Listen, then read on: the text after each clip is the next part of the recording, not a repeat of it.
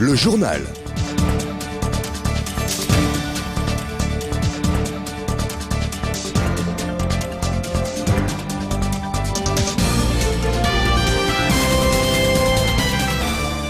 Nous avons le plaisir de recevoir Philippe Gomès, député de la seconde circonscription et président de Calédonie Ensemble. Philippe Gomès, bonjour. Bonjour. Et merci d'avoir accepté notre invitation. Je vous laisse un petit peu vous rafraîchir. Le temps de vous poser la première question que tout le monde se pose, bien sûr. Réunion importante hier soir du Conseil politique de Calédonie Ensemble. Que s'est-il passé et qu'avez-vous décidé ? Écoutez, d'abord, je ne suis pas président de Calédonie Ensemble, je le précise à chaque fois que je viens ici, parce que chaque fois on dit ça. Calédonie Ensemble, c'est une direction collégiale qui est composée de 18 membres, c'est-à-dire tous les élus du Congrès, des provinces et également du gouvernement, plus les maires Calédonie Ensemble. Donc je suis l'un des 18 qui dirige Calédonie Ensemble. Qu'est-ce qui s'est passé hier soir ? Il est nécessaire de faire un point. On est quand même 4 mois après les élections législatives, des 10 et 17 juin. 45 000 Calédoniens avaient témoigné leur confiance envers nos candidats. Donc votre dévoué serviteur dans la deuxième circonscription et Sonia Lagarde dans la première circonscription. Il fallait voir, est-ce qu'on avait progressé dans la prise en compte du message qui avait été envoyé par les Calédoniens. Les Calédoniens, ils ont voté, ils ont exprimé quelque chose. Ils ont voté pas simplement pour des députés, en réalité, ils ont voté sur une ligne politique. C'était bien ça, on avait fait de cette élection un référendum pour ou contre la coalition RIMP, Avenir Ensemble, Parti travailliste et Union calédonienne qui était au pouvoir. Et qu'est-ce qu'on constate 4 mois après ? On constate que la place qu'on demandait, nous, raisonnable dans les institutions pour porter nos dossiers, porter nos valeurs, on n'a pas voulu nous l'octroyer. Vous avez vu comment ça s'est passé au Congrès, comme l'a titré les Nouvelles Calédoniennes, Gérard Poadja est passé mais au forceps, parce que visiblement on ne voulait pas nous faire de place. À la province sud, on a présenté des candidats. Lorsque l'exécutif a été renouvelé, il y avait quand même 4 postes. On aurait pu, le cas échéant, laisser un petit strapontin. Calédonie Ensemble, non, ça n'a même pas été le cas. Aucun poste pour la première formation politique du pays quand même. Et au gouvernement, on avait dit qu'il faudrait qu'on ait des portefeuilles qui soient à la fois moins dérisoires et plus cohérents, et qu'on soit réintroduit dans les 150 organismes dont on a été purgé. Bon, à la sortie, les portefeuilles, c'est toujours les mêmes. Hélène Iekawe s'occupe toujours de la météo. Et d'ailleurs, vous voyez qu'en ce moment, elle a une petite faiblesse dans la gestion de son portefeuille, le temps étant largement incertain. Et on n'a pas été réintroduit dans aucun des organismes. Donc, ça, c'est une première constatation qu'on fait. Deuxième constatation qu'on fait, c'est que, la coalition, aujourd'hui, est à l'agonie, comme le gouvernement d'ailleurs. Pourquoi ? Parce qu'on a vu quoi ? On a vu le RIMP qui posait un préalable fiscal. Si on ne modifie pas la clé de répartition, il décide de ne plus faire aucune réforme fiscale. Et en réponse, qu'est-ce que fait l'autre membre de la coalition, l'Union calédonienne ? Il boycotte le comité de pilotage sur l'avenir institutionnel qui vise à rassembler les partis politiques pour réfléchir à la sortie de l'accord de Nouméa. Pas pour négocier, pour réfléchir. On rappelle, Philippe Gomès, une petite parenthèse, oui, que le haut-commissaire doit justement recevoir l'Union calédonienne très, très prochainement. Tout à fait, parce que l'Union calédonienne avait boycotté Donc voilà où on en est au bout de 18 mois de coalition, par des gens, membres de la coalition, qui mettent un préalable, les autres qui répondent par un boycott.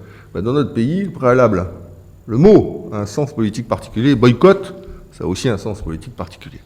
Donc ça, c'est la deuxième constatation qu'on fait. Puis enfin, la troisième constatation qu'on fait, j'ai lu un sondage comme quoi 93% des Calédoniens sont insatisfaits de la manière dont le gouvernement lutte contre la vie chère. Enfin, quel échec! Au bout de 18 mois, j'avais compris au début qu'on allait voir ce qu'on allait voir. On a envie de dire, ça y est, on a déjà vu, quoi. Donc, les Calédoniens sont aujourd'hui en attente de mesures fortes, leur permettant d'améliorer leur pouvoir d'achat, d'amélioration de leurs conditions de vie, d'efforts particuliers en matière de logement social ou d'accession à la propriété, d'amélioration également dans le domaine des transports et du coût des transports. Et à la sortie, le bilan du gouvernement des 18 derniers mois, c'est hélas pas véritablement satisfaisant. Et donc, quand on met tout ça bout à bout, la situation politique, on voit qu'on glisse doucement, mais certainement, dans une crise politique, économique et sociale. On va y revenir d'ailleurs. Qui est de plus en plus forte, de plus en plus prégnante, qui se traduit par des tensions sur le terrain. La dernière affaire, celle des cases, en est une illustration. Il n'y a pas que ça et d'autres choses. Et donc, est-ce que nous, Calédoniens Ensemble, on peut rester statique, parce qu'il y en a beaucoup qui m'ont conseillé, hein, vous savez, on est entouré toujours de conseillers, hein, un conseiller n'est pas le payeur, mais ils me disent, mais non, t'as qu'à laisser faire, et comme ça, en mai 2014, il n'y aura plus qu'à ramasser la mise, puisqu'il y aura un tel état de décrépitude, délabrement dans le gouvernement et dans notre pays, que les Calédoniens se retourneront encore de manière plus massive vers Calédonie Ensemble, plus massive qu'ils ne l'ont fait aux élections législatives. Ça n'est pas possible de faire ça. Pourquoi ? Parce que ce serait irresponsable. On ne peut pas, dans l'intérêt politicien d'un mouvement politique, laisser la situation continuer à se dégrader sans rien faire. Ça n'est pas possible. On ne peut pas, nous, à Calédonie Ensemble, première formation politique du pays, ne pas prendre d'initiative pour essayer de redresser les choses. Et donc, changer de gouvernement, comme on le propose, en concertation, j'insiste, avec les partis politiques représentés au Congrès, ça vise 2 objectifs. Premier objectif, restaurer une stabilité institutionnelle pour les 14 prochains mois, puisque ensuite on aura les élections municipales et provinciales. Et puis deuxième objectif, donner un nouvel élan pour que les principales réformes économiques et sociales attendues par les Calédoniens soient menées à terme de manière efficace, avec des résultats concrets, d'ici la fin de l'année 2013. Donc voilà dans quel cadre on initie aujourd'hui cette procédure de changement de gouvernement. Et on a d'une part fait une lettre aux groupes politiques, Rassemblement UMP, Union Calédonienne, FLNKS et Palika, pour leur dire qu'on voulait les rencontrer pour discuter avec eux de cette initiative. Et puis d'autre part, on souhaite qu'avec le Rassemblement UMP, on se mette d'accord. Alors bien sûr, on a des divergences fortes, on ne va pas les cacher, des divergences économiques, des divergences sociales, et je dirais même des divergences philosophiques, puisque la question des drapeaux, nous, on a dit qu'on n'était pas d'accord avec ça, que pour nous la question c'est pas d'affirmer des légitimités, mais c'est de conjuguer des légitimités. C'est pas de dire les Kanaks et les Océaniens d'un côté, les Blancs d'un deuxième et les Métis d'un troisième, c'est au contraire d'essayer de rassembler le peuple calédonien pour construire une communauté de destin. Donc oui, on a des divergences. Mais oui, en même temps, on se rassemble sur quelque chose qui est essentiel, hein, il faut quand même le rappeler, c'est qu'on est les uns et les autres pour une émancipation, certes de notre pays, mais qu'on reste au sein de la République, quitte à ce que ce soit dans un rapport reconstruit avec la France. Et donc, j'en terminerai, et donc, on souhaite avec eux, à la fois faire une liste commune, et puis ensuite se mettre d'accord sur un président qui soit une personnalité de consensus qui nous permette d'aller dans les 14 prochains mois. Donc voilà, en quelque sorte, le projet constructif qu'on essaye de mener. J'espère qu'on ne va pas nous claquer la porte dans la figure, parce que vous savez... C'est la question que j'allais vous poser, justement. Je ne vais pas vous dire que je suis persuadé qu'on va nous accueillir à bras ouverts. Hein. Peut-être qu'il y en a un certain nombre qui ont intérêt aussi à ce que la situation continue à se dégrader, à se déglinguer. Ce n'est pas notre cas. Enfin, en tout cas, nous, ce qu'on veut, même s'il eût été plus facile de ne rien faire et de regarder tranquillement les choses aller à volo, dans l'intérêt du pays, dans l'intérêt des Calédoniens, dans l'intérêt de notre avenir, parce que plus la situation se dégradera au plan économique et social, plus ce sera compliqué au plan politique. Hein, donc vous savez, tout ça est extrêmement lié. Je crois qu'on ne peut pas rester sans rien faire. Et donc on prend cette initiative, et puis on verra ce qu'elle donnera. Mais... Donc concrètement, Philippe Gomez, pour que nos auditeurs comprennent bien, aujourd'hui vous attendez un peu d'avoir des réponses donc des partis en présence. Avant de démissionner, vous allez démissionner et vous allez ensuite... Non, parce que si on démissionnait tout de suite... Franchement, on se moquerait de la tête des gens. Donc on va discuter, mais on démissionne d'abord. Donc on est bien d'accord. Bon, donc là, pour l'instant, il n'y a pas de démission. Non, parce que si on démissionnait là tout de suite, ça voudrait dire, bon voilà, on a décidé, puis on va voir ce que vous en pensez après. Non, ça ne serait pas honnête de procéder de la sorte. Donc non, on va engager des discussions avec les partis politiques représentés au Congrès de la Nouvelle-Calédonie, voir si la perspective qu'on se trace, elle est susceptible d'être partagée. On a tous une part de la responsabilité de l'intérêt général. Chez les indépendantistes, à l'Union Calédonienne et le Palika, ils ont cette part de responsabilité. Nous avons la nôtre, leur rein pas la sienne. Est-ce qu'on peut se mettre ensemble pour préserver cette part d'intérêt général qui, au total, servira le pays? Alors voilà, c'est le projet qu'on nourrit. Vous savez, nous, on a été humiliés. On nous a blacklistés. On s'est essuyé les pieds sur nous, pendant 18 mois.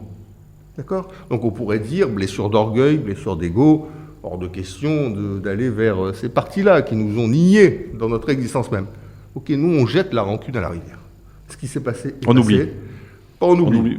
On oublie, il ne faut pas oublier non plus. Il faut garder ça en mémoire, parce que vous savez, les choses peuvent se reproduire. Mais, en tout cas, on n'en fait pas une condition de notre action pour demain. On décide de mettre ça de côté, et d'engager une démarche constructive, au même titre que le dialogue avec les indépendantistes. On souhaite qu'il soit renouvelé, mais sur des bases claires, sur des bases saines. C'est pas je te donne un poste, tu m'auras un poste. Hein, vous voyez, sur des bases claires, sur des bases saines et sur des bases transparentes vis-à-vis de la population. La population, elle est favorable dans notre pays. Le peuple est favorable à un dialogue avec les indépendantistes. C'est normal. 40% de la population est indépendantiste dans toutes les familles. Il y a des gens de sensibilités différentes, indépendantistes ou non indépendantistes. Donc le sujet, c'est pas le dialogue. Oui au dialogue, mais il faut que ce soit un dialogue clair, que les Calédoniens n'aient pas l'impression qu'on fasse les choses dans leur dos. Et donc nous, on souhaite qu'un dialogue nouveau, reconstruit, avec les indépendantistes, soit engagé, et on espère là aussi être entendu. Une politique d'ouverture donc, et en même temps rassembleur. Rassembler le camp loyaliste, c'est ce but-là. Alors le loyaliste, j'aime pas ce mot-là parce que loyal. Le camp non indépendantiste. Quand ça fait un côté camp retranché, vous savez, on est là, une sorte de Fort Chabrol où il y aurait des vilains indépendantistes qui attaquent les gentils non indépendantistes. Donc non, moi, je suis pas ni dans ces histoires de camp. Moi, je dis que nous sommes de sensibilité non indépendantiste et qu'il faut qu'on se rassemble sur cette sensibilité. Alors, ce sont que des mots, mais vous savez, les mots ont leur importance, surtout dans notre pays, et les mots, ça peut parfois être des projectiles aussi. Alors, donc, je rappelle d'ailleurs à ce titre-là que François Mitterrand, dans sa lettre aux Français, lors de la présidentielle de 88, qui parlait de Jean-Marie Tjibaou, qui était venu le voir dans son bureau, disait de Jean-Marie Tjibaou, l'homme dont les mots vont plus loin que les mots. Hein, voilà. Donc, ce que je veux dire, c'est que il y a l'importance, même si c'est le pays du non-dit aussi, c'est aussi le pays du palabra. Et donc les mots ont aussi leur importance. Donc non, nous sommes de sensibilité non indépendantiste. Donc même s'il y a des divergences entre le rassemblement UMP, qui est beaucoup plus libéral que nous le sommes, par exemple, ou beaucoup moins social que nous le sommes, dont nous ne partageons pas la philosophie sur le destin commun, comme je l'ai rappelé, ok, mais en tout état de cause, la situation exige une prise de responsabilité. Rapide. Rapide. Il ne faut pas laisser les choses continuer à se déglinguer comme c'est le cas aujourd'hui, parce qu'on aura une crise sociale qui pointera son nez. J'ai vu les déclarations de l'intersyndicale, qui a dit ça fait 18 mois qu'on attend, c'est 18 mois de trop, maintenant il y en a marre. On va peut-être retourner dans la rue prochainement. La dernière fois, ils avaient marché de manière très pacifique. Je trouve les Calédoniens très patients. Ils avaient marché 20 000 personnes dans la rue en disant on attend des réformes. 18 mois après, il y a quoi ? Il y a 8% d'augmentation du prix du gaz, 20% d'augmentation de l'essence, etc. Les produits alimentaires, 64% plus chers qu'ils ne sont en métropole. 34% d'augmentation, on le rappelle à nos auditeurs, sur l'ensemble de la Nouvelle-Calédonie. Donc, on ne peut pas laisser les choses comme ça, il faut prendre des initiatives. On les prend, j'espère qu'on aura de part et d'autre. C'est une main tendue à la fois vers le rassemblement UMP, quelle qu'ait été notre histoire et la manière dont ils ont mis un terme à l'entente républicaine en hissant le drapeau. Et c'est une main tendue aussi à l'Union calédonienne, parce que, il faut savoir tourner les pages. On a des capacités à faire des majorités d'idées sur un certain nombre de dossiers économiques et sociaux, même si politiquement, on est dans des philosophies finales différentes, les uns pour une indépendance pleine et entière du pays, et nous pour une émancipation aboutie, mais qui maintiennent le lien de manière forte avec la France. Alors, vous attisez un petit peu notre curiosité. Dans l'éventualité d'une fin de non-recevoir par l'un des deux partis que vous venez de citer, que va-t-il se passer, Philippe Gomes ? Parce qu'on rappelle quand même à nos auditeurs, pour information, que l'article 121 de la loi organique prévoit justement que si tous les membres d'une liste démissionnent en bloc, le gouvernement est donc démissionnaire, une nouvelle élection donc a lieu, c'est bien cela, au Congrès, donc au bout de 15 jours. Et on sait aussi que cette loi a été modifiée en 2011, si je ne m'abuse, pour laisser un temps nécessaire à la reconstruction du gouvernement de 18 mois. Aujourd'hui, on est pratiquement dans cette logique. Tout donc, à fait. Que va-t-il se passer si vous avez donc une fin de non-recevoir ? Écoutez, nous, on parie sur l'intelligence collective des Calédoniens et sur l'intelligence collective des mouvements politiques qui les représentent, qu'ils soient indépendantistes ou non indépendantistes. On a pu se heurter, c'est vrai, on ne va pas le nier, on a pu se dire des choses désagréables, ça a été le cas. On a pu s'affronter rudement, on l'a fait aux dernières élections. Ok. Maintenant, tout ça, il faut qu'on en tire les enseignements, les uns et les autres. Ce qui compte plus que tout, c'est notre pays. Notre capacité à le construire collectivement. Notre capacité à faire en sorte que l'identité de chacun soit respectée. Notre capacité à améliorer les conditions de vie des Calédoniens. C'est ça qui compte. Donc, voilà. Est-ce qu'on peut se hisser au-dessus de nos égos, de nos orgueils, de nos difficultés, de nos affrontements, de nos humiliations, le cas échéant, pour essayer de retisser le dialogue sur l'essentiel. Et puis en 2014, on a 14 mois utiles encore. On n'a pas plus, on a 14 mois utiles jusqu'au 31 décembre 2013 pour mener un certain nombre de réformes, pour finaliser la mise en œuvre de l'accord de Nouméa. 14 mois utiles. Est-ce qu'on peut pendant 14 mois poser les armes, se mettre autour de la table et travailler sur l'essentiel? Et puis en mai 2014, il va y avoir des élections. Et le peuple calédonien dira à qui il fait confiance pour poursuivre la route, notamment en ce qui concerne la sortie de l'accord de Nouméa. Voilà, ce sera le juge de paix, le peuple. Le peuple est souverain. Mais pendant les 14 mois qui viennent, on doit quand même continuer à faire des choses et pas laisser le pays en stand-by. Parce que laisser le pays en stand-by, c'est conduire la situation politique, économique et sociale actuelle à continuer à se dégrader. Alors on a encore beaucoup de questions à vous poser, on va essayer de faire un petit peu vite parce que l'heure est quand même... Voilà, donc aujourd'hui les propos tenus donc à l'ONU par Harold Martin contre vous et votre mouvement politique en ont surpris plus d'un. Comment l'expliquez-vous brièvement? Écoutez, je vais vous dire, je suis à l'origine de cette démarche à l'ONU visant à expliquer à l'Assemblée générale des Nations Unies le chemin que la Calédonie accomplit sur la voie de son émancipation. Pourquoi ? Parce que c'est l'accord de Nouméa qui prévoit que le gouvernement, une fois par an, va rendre compte à l'ONU. Je l'ai fait en 2009, je l'ai fait en 2010. Lorsque je le fais, je prépare un discours en tant que président du gouvernement. Ce discours, je l'ai soumis systématiquement aux autres formations politiques. Parce que ce n'est pas Philippe Gomès qui a parlé devant l'ONU. C'est la voix du pays qui s'est exprimée. Et cette voix du pays, ça ne peut pas être juste ce que pense Philippe Gomès. Il faut que ce soit partagé par les autres formations. Et je me souviens notamment de Bernard Deladrière, au titre du Rhin, ou de Jean-Pierre Djaoué, au titre du Palika, ou de Jean-Louis d'Angleberme, au titre de l'Union calédonienne, qui avait corrigé les textes que j'avais proposés en disant « Non, moi je ne suis pas d'accord qu'on dise des choses comme ça ». Et c'est le texte corrigé qui a été lu par moi devant l'Assemblée générale des Nations Unies. Donc c'est ça l'idée de rendre compte. Là, qu'est-ce qu'on voit ? On voit Harold Martin qui a soumis son texte à personne, d'ailleurs, parce que j'ai compris même pas aux membres de la coalition, qui est allé devant les Nations Unies. D'ailleurs, ils ont dû ouvrir les yeux comme des soucoupes là-bas, en se disant, mais qui c'est cet Olibrius qui a été dire du mal de Calédonie Ensemble devant les Nations Unies, d'abord. Donc c'est quand même hallucinant. Ce que je veux dire, c'est que entre la critique d'Harold Martin de Calédonie Ensemble à l'ONU, et ensuite le soutien qu'Harold Martin a apporté à l'Union calédonienne qui a boycotté le comité de pilotage, on aura tout vu. Je dois dire qu'il a toujours fait très fort, mais là, franchement, il peut s'inscrire pour le championnat du monde, il est vainqueur à toute catégorie, sans hésitation. Donc voilà, donc ce que je veux dire, c'est qu'à un moment, il faut que les pantalonnades s'arrêtent. Il faut quand même retrouver du sérieux, de la rigueur et de l'efficacité dans la gestion du pays. Aujourd'hui, là, on en est à un stade qui est parfaitement inacceptable. Alors, retour sur votre travail de député, Philippe Gomès, sur les 10 propositions, les 10 engagements de votre campagne, où en êtes-vous ? Un premier bilan, peut-être ?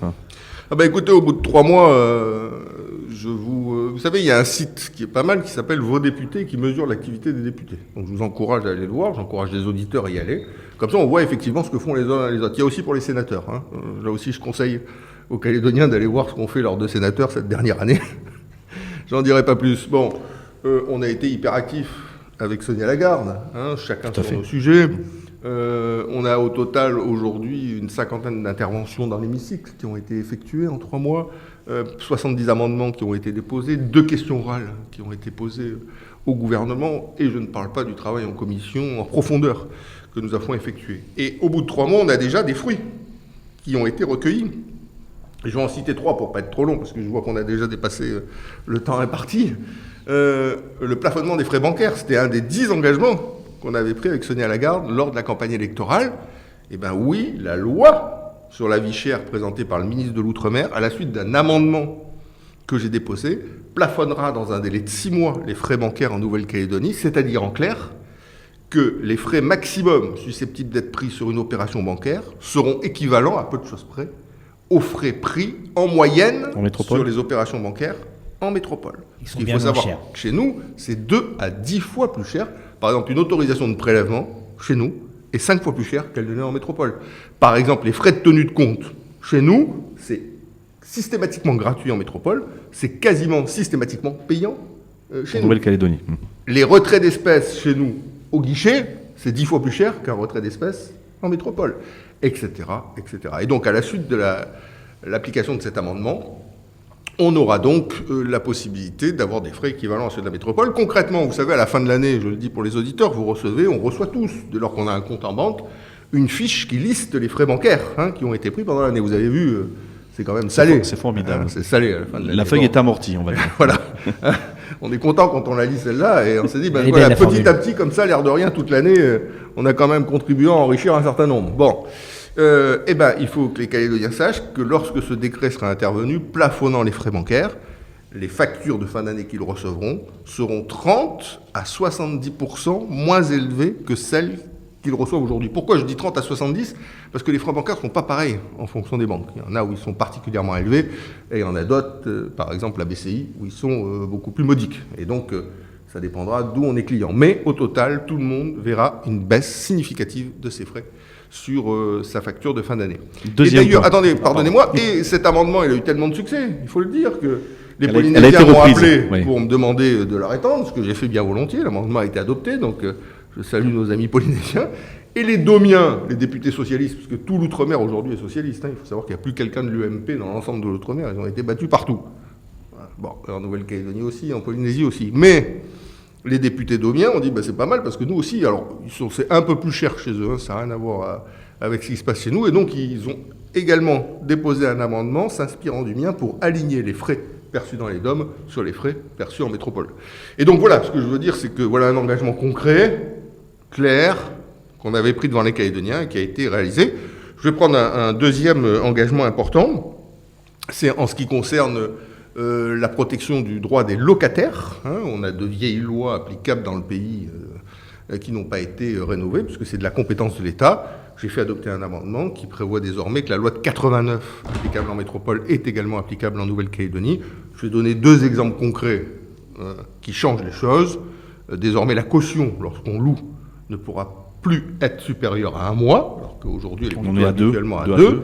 Et les frais des agences immobilières, qui aujourd'hui sont supportés habituellement par le locataire, seront partagés pour moitié. 75% du loyer. C'est ça.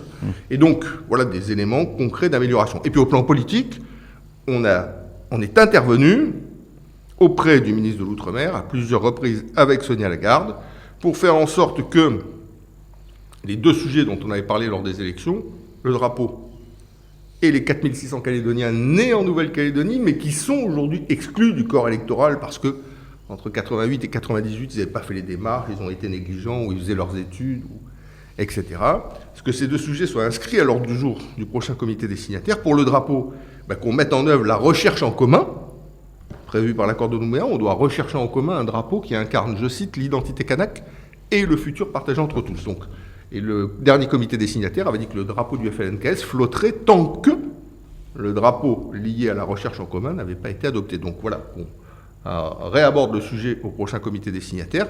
Et sur les 4600 Calédoniens sur 23 000 qui sont aujourd'hui exclus du corps électoral pour les provinciales alors qu'ils sont nés ici, qu'on en parle au comité des signataires pour assouplir les modalités d'inscription de ces Calédoniens sur la liste.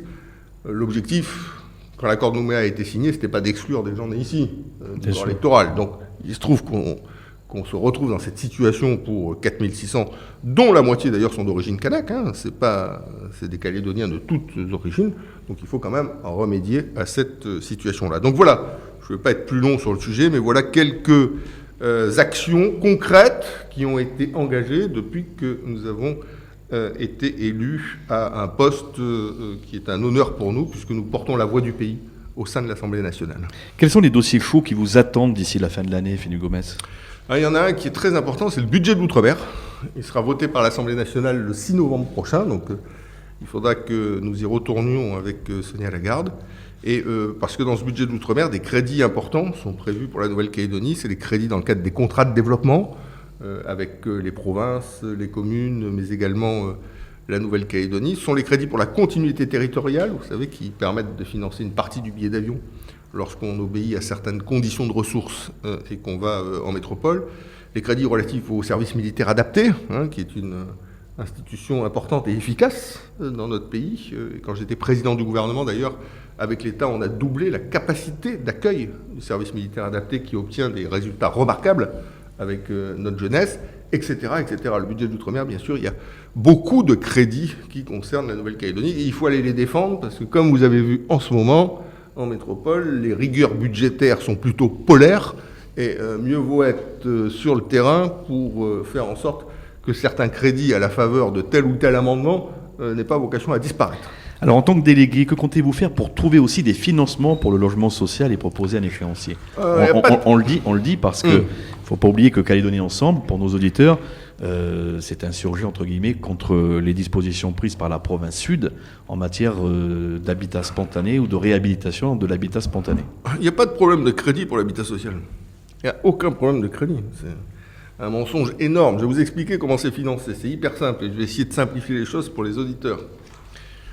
Lorsque j'étais en situation d'exercice des responsabilités à la province, en tant que président de province sud, on a réalisé jusqu'à 1000 logements sociaux par an. 1000. On est passé de 300 à 1000. On a triplé la production de logements sociaux. 1000 logements sociaux, combien ça coûte chaque année ? Le logement social, en moyenne, tout compris, c'est 20 millions. Donc 1000 logements sociaux à 20 millions, ça fait 20 milliards de francs CFP. Comment a été financés ces 20 milliards ? Est-ce que c'est avec l'argent de la province ? Que nenni, gros mensonge. Un gros mensonge, c'est pas la province sud qui sort 20 milliards pour financer le logement social. La province sud, elle mettait annuellement ce qui était prévu dans les contrats de développement. Qu'est-ce qui était prévu ? 2 milliards par an. Et sur ces 2 milliards, c'était 1 milliard État, 1 milliard province sud. Donc voilà, la part de la province sud sur 20 milliards de logements sociaux, c'est-à-dire sur 1000 logements sociaux par an, c'est 1 milliard qu'elle met, pas plus. D'où vient le reste ? Le reste vient de la défiscalisation de l'État, parce que comme vous savez, on peut défiscaliser le logement social. Donc c'est le contribuable métropolitain, il faut que les Calédoniens le savent, c'est le contribuable métropolitain qui, via la défiscalisation, permet la réalisation de logements sociaux. Quel montant par an ? Aux alentours de 5 milliards. Donc voilà, 2 milliards, 1 milliard État, 1 milliard province, 5 milliards de défiscalisation État. Ensuite, les exonérations, genre exonération de TSS, exonération de droits d'enregistrement et autres, ça c'est la Nouvelle-Calédonie qui les assume, aux alentours d'1,5 milliard par an, puisque comme c'est du logement social, les opérateurs bénéficient de ces exonérations. Et donc tout ça nous amène grosso modo à 8 à 9 milliards de francs CFP, et le reste c'est des opérateurs qui empruntent, la SIC, le FSH, la SEMDAGLO, qui empruntent auprès notamment de la Caisse des dépôts et consignations, oui, qui met en place de ce qu'on appelle des prêts bonifiés, c'est-à-dire des prêts avec un taux d'intérêt réduit, qui là aussi est financé par l'État. Donc voilà comment est financé le logement social dans notre pays. Et il n'y a pas de problème à poursuivre la production de logements sociaux. L'avantage, quand on la poursuit, c'est on peut donner un toit à ceux qui n'en ont pas ou qui continuent à vivre en famille, faute de pouvoir accéder au logement privé, étant donné le coût. Et puis surtout, on ne serait pas dans le marasme actuel dans lequel on est dans le BTP. Parce que vous comprenez bien qu'en passant de 1000 logements sociaux à 150, ben au total, il y a 17 milliards de francs CFP qui étaient avant engagés chaque année pour le logement social et qui aujourd'hui ne le sont plus. Conclusion, le secteur du BTP a perdu 20% de son chiffre d'affaires. Conclusion, on assiste aujourd'hui à des licenciements, à la fin des contrats à durée déterminée, à la mise en chômage partiel et à de graves difficultés que traversent de grandes entreprises de BTP. Donc, la politique en matière de logement social, elle est essentielle en matière sociale, bien sûr, l'accès à la dignité, parce qu'un toit, c'est la première des dignités pour une famille, mais elle est essentielle aussi en matière économique, parce qu'elle donne de l'activité aux entreprises et elle permet le maintien et le développement de l'emploi. Et comment, justement, en tant que député, qu'est-ce que vous pouvez faire, justement, pour y remédier ? Il faudrait que je sois président de province sud, pour... Donc ça, ce que je veux dire, c'est que en tant que député, tous les outils sont là pour qu'il y ait une vraie politique de logement social. Le choix qui a été fait, c'est de faire plus que 200 logements sociaux au lieu d'en faire 1000 et de réhabiliter des squats, c'est-à-dire de créer des ghettos économiques, sociaux et ethniques. Donc nous, je l'ai dit tout à l'heure, on a des divergences fondamentales. C'est une des divergences fondamentales qu'on a. Alors, autre question, que peut faire le député que vous êtes pour endiguer la fuite des capitaux du territoire ? Vous savez, la fuite des capitaux, elle est liée à une seule chose. Et vous savez qu'elle s'est amplifiée ces 2 dernières années. Elle s'est amplifiée. Il suffit de lire le rapport de l'Institut d'émission d'Outre-mer. Pourquoi ? Parce que les gens n'ont pas confiance. C'est assez simple. Vous savez, l'économie. Les gens n'ont pas confiance. Pourquoi ils n'ont pas confiance ? Parce que politiquement, aujourd'hui, depuis l'affaire du drapeau, parce que c'est là que les choses ont démarré. On peut dire ce qu'on veut. C'est là que les choses ont démarré. C'est là que les Calédoniens ont commencé à s'inquiéter, et leur inquiétude s'est traduite d'ailleurs par le vote des 10 et 17 juin, 2 ans après. Donc bien évidemment, perte de confiance politique, et à partir du moment où il y a perte de confiance politique, en matière économique, il y a 3 choses qui sont constatées. Première chose, l'investissement des entreprises diminue, parce que le chef d'entreprise, il dit « Ouh là là, mais on va voir, hein, on va voir plus tard comment les choses se passent, avant que je fasse un investissement de 10, de 50 ou de plusieurs centaines de millions. » Deuxième chose, la consommation des ménages se réduit, parce que les gens disent « On va épargner plutôt qu'aller dépenser notre argent, on ne sait pas de quoi demain sera fait. » Et troisième chose, l'épargne, au lieu de rester dans le pays, de plus en plus, elle a vocation à quitter le pays et à aller s'investir ailleurs, en Australie, en Nouvelle-Zélande ou en métropole. Donc pour répondre à votre question, comment endiguer la fuite des capitaux? Il faut qu'on retrouve une confiance politique qui se traduira immanquablement, directement par une confiance au plan économique. À l'instant T, est-ce que cela passe, Philippe Gomes, aussi par, vous le disiez vous-même, que les Calédoniens puissent investir, puissent épargner, cette histoire de mise en place éventuelle, puisque les banques manquent de liquidité, on le rappelle, d'un livret A, d'un livret d'épargne calédonien. Est-ce que ça vous paraît réaliste? Est-ce que c'est oui, on peut créer des outils. Votre question est, est-ce qu'on peut créer des outils fiscaux susceptibles de drainer plutôt l'épargne chez nous, parce qu'il y aurait des avantages fiscaux supplémentaires. Voilà. Bon. Donc oui, bien sûr, les outils sont toujours indispensables. Mais vous pouvez avoir les meilleurs outils du monde. Si les gens n'ont pas confiance dans le pays, ils ne prendront pas les outils qui sont sur la table. Donc la confiance, c'est la base. La confiance, c'est la matrice de toute croissance. La confiance, c'est la matrice des investissements. La confiance, c'est la matrice d'une consommation qui continue à se développer. Donc c'est ça qu'il faut qu'on arrive à restaurer. Dans le contexte actuel, c'est extrêmement difficile. C'est pour ça que nous proposons, nous, ce changement de gouvernement, de restaurer la stabilité institutionnelle, de donner un nouvel élan aux réformes économiques et sociales. C'est justement pour essayer, même si le contexte politique est difficile, de restaurer pour une part cette confiance. On verra l'accueil qui nous est réservé. Une dernière question, parce qu'on est très en retard, Philippe Gomes. Jean-Louis Borloo vient donc de créer un nouveau parti politique positionné donc au centre-droite, l'Union des démocrates et indépendants, même nom d'ailleurs que le groupe parlementaire auquel vous adhérez. Vous soutenez cette démarche ou vous restez indépendant? Alors, d'abord pour rappeler une chose, je suis depuis 20 ans à l'UMP. Sonia Lagarde était aussi depuis 20 ans à l'UMP. C'est une adhésion individuelle. Calédonie Ensemble, je le rappelle, ce n'est pas un parti qui est à l'UMP ou ailleurs. Calédonie Ensemble, c'est un parti calédonien qui n'a aucune affiliation nationale, ni auprès de l'UMP, ni auprès de l'UDI, ni auprès d'aucun autre parti. Les membres de Calédonie Ensemble peuvent, ce qui est le cas dans 90% des cas, avoir aucune adhésion nationale. Et puis pour 10% d'entre eux, il y en a qui sont adhérents de l'UMP, il y en a qui sont adhérents de l'UDI, il y en a même qui sont adhérents chez les écologistes ou chez les socialistes, etc. Peu importe. Chacun a sa sensibilité nationale. L'important pour nous, c'est que Calédonie Ensemble et tous ses membres se retrouvent sur un même projet politique que nous partagions et que nous portions ensemble. Donc voilà, donc Calédonie Ensemble ne dépend pas de l'UDI, Calédonie Ensemble reste un parti strictement calédonien. Par contre, en ce qui concerne Sonia Lagarde et moi, nous étions à l'UMP, on a quand même été un petit peu malmenés, d'une part, et puis d'autre part, on a quand même contesté la politique qu'ils ont menée depuis le drapeau et le soutien de la coalition. Donc, conclusion, au lieu de rester dans un parti qui mène une politique en Nouvelle-Calédonie qui ne nous paraît pas positive, nous avons souhaité aller dans un autre parti de la droite parlementaire, qu'on appelle de manière générale la droite modérée. Moi, j'aime pas le terme de centriste, parce que centriste, c'est un mec qui décide finalement pas trop de grand-chose. Donc non, moi je parle de ça de la droite modérée, c'est-à-dire une droite humaniste, une droite sociale, une droite écologiste, une droite libérale, et que cette droite-là, cette droite modérée-là, aujourd'hui, elle se retrouve dans l'UDI, Union des démocrates et indépendants, dont nous sommes, avec Sonia Lagarde, membres fondateurs. Il n'y a que nous, membres fondateurs de l'UDI. Il n'y a personne d'autre en Nouvelle-Calédonie qui est membre fondateur de l'UDI. Ceux qui, le cas échéant, veulent faire quelque chose, ils pourront créer des UDI pirates. Mais les membres fondateurs de l'UDI, il n'y en a que deux, c'est Sonia Lagarde et moi. Méfions-nous des imitations, donc. Alors, il faut se méfier des imitations, et plus que jamais, d'ailleurs. Et donc, nous allons, à côté de Calédonie Ensemble, créer une fédération UDI en Nouvelle-Calédonie, mais qui sera distincte de Calédonie Ensemble. Et puis, enfin, pour l'UDI, ce que je veux dire, c'est que tout ce qu'on a pu faire ces 3 derniers mois, il faut quand même reconnaître qu'on a été accueillis par ce groupe de la droite parlementaire, qui en réalité rassemble tous les députés de droite non UMP, pour faire simple. On trouve des radicaux, on trouve des centristes, etc., des gens en délicatesse avec l'UMP. Et donc, on a quand même été accueillis de manière très positive. On nous a laissé un espace important pour pouvoir défendre nos dossiers, pour pouvoir intervenir à l'Assemblée, pour pouvoir poser des questions au gouvernement. Jean-Louis Borloo est quelqu'un d'assez formidable, un peu atypique dans la classe politique française, mais c'est ce qui fait aussi son charme, sa convivialité, sa spécificité. Et moi, je dois dire que dans ce groupe-là, je me sens particulièrement à l'aise et qu'avec Sonia Lagarde, vraiment, on entretient des rapports qui sont très constructifs et plutôt encourageants pour notre pays. Donc, c'est bien qu'on puisse demain, on va aller vers la sortie de l'accord de Nouméa, il va y avoir des positionnements des uns et des autres. La Nouvelle-Calédonie, qui était loin des enjeux nationaux, va revenir au centre des questions nationales.